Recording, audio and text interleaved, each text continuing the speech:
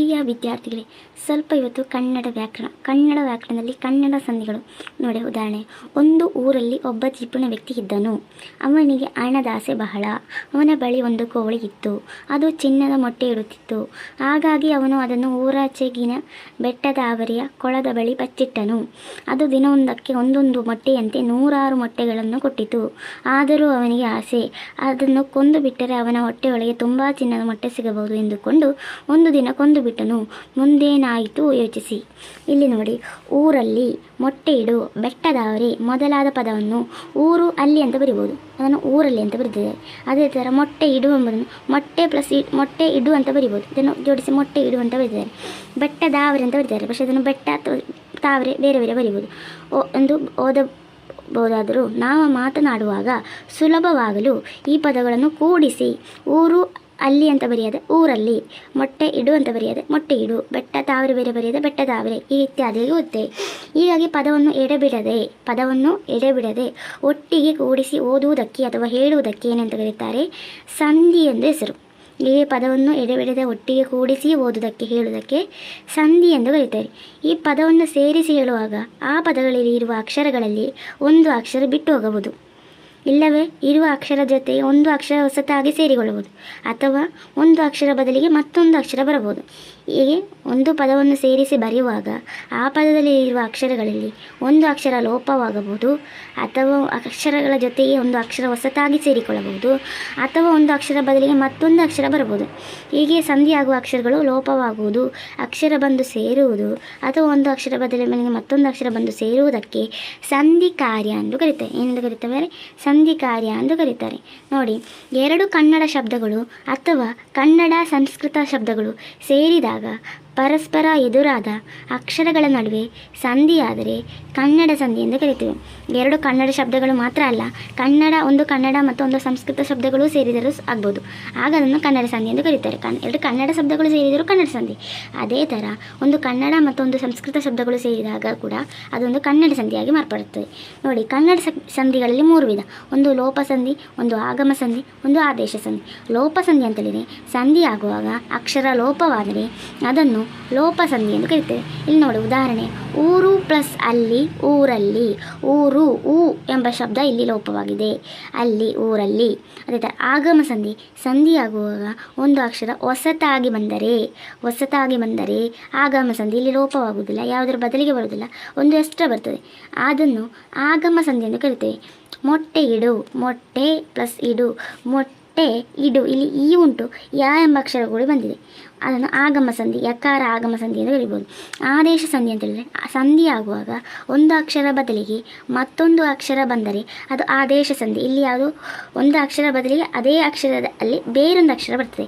ಉದಾಹರಣೆ ನೋಡಿ, ಸಾಧಾರಣವಾಗಿ ಬರೆದು ಕಾದ ಬದಲು ಗ, ತಾದ ಬದಲು ಧ, ಪಾದ ಬದಲು ಬ, ಈ ಥರ ಬರ್ತದೆ. ಉದಾಹರಣೆ ನೋಡಿ, ಬೆಟ್ಟ ಪ್ಲಸ್ ತಾವರೆ, ಬೆಟ್ಟದಾವರೆ. ಇಲ್ಲಿ ತಾದ ಅಕ್ಷರ ಬದಲು ದಾ ಬಂದಿದೆ, ಬೆಟ್ಟದಾವರೆ ಆಗಿದೆ. ಬೆಟ್ಟ ತಾವರೆ ಆಗಿಲ್ಲ, ಬೆಟ್ಟದಾವರೆ ಆಗಿದೆ. ಇದು ಆದೇಶ ಸಂಧಿ. ಓಕೆ, ಸ್ವಲ್ಪ ಪದಗಳ ಅರ್ಥ ತಿಳಿಯೋಣ. ಅಚ್ಚದನ ಅಂತ ಹೇಳಿದ್ರೆ ಬಟ್ಟೆ, ವಸ್ತ್ರ. ಅಚ್ಚದನ ಅಂತ ಹೇಳಿದರೆ ಬಟ್ಟೆ, ವಸ್ತ್ರ.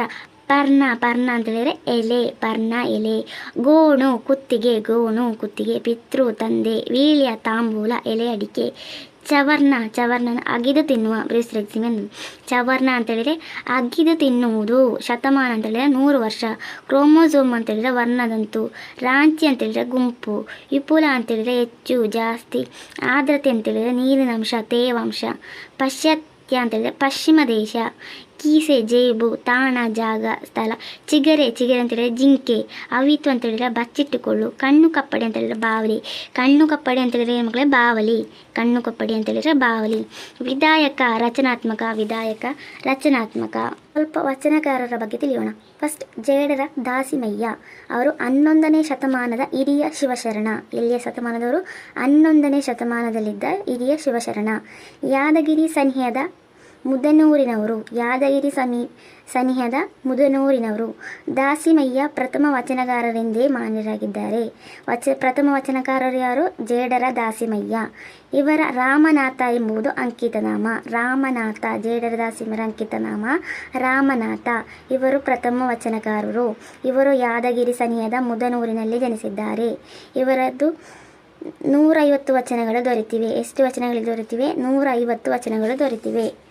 ಸರಳ ಮತ್ತು ನೇರ ನಿರೂಪಣೆ ಕೂಡಿದ ದಾಸಿವರ ವಚನಗಳು ಸಾಮಾಜಿಕ ಮೌಲ್ಯದಿಂದ ಜನಸಾಮಾನ್ಯವಾಗಿದೆ.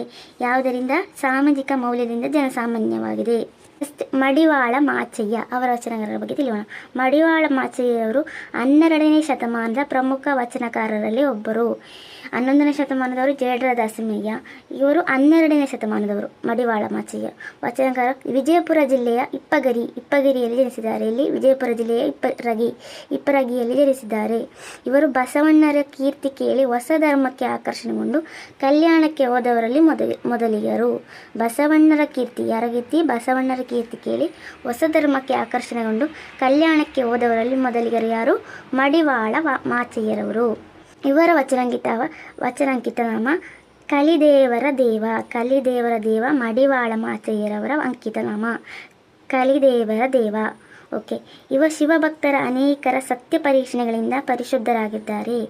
ಓಕೆ. ಶಿವಭಕ್ತರ ಅನೇಕ ಸತ್ವ ಪರೀಕ್ಷೆಗಳಿಂದ ಪರಿಶುದ್ಧರಾಗಿದ್ದಾರೆ. ಓಕೆ.